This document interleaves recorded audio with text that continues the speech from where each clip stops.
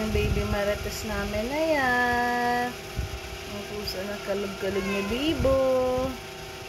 Manak na yan. Oo. Kulit-kulit na pusa na to eh.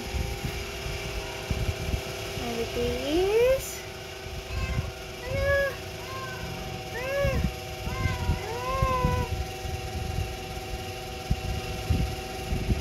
Gabi pa ito nagpapasaway, mga anak na pala. Yung kutson, pati yung pung.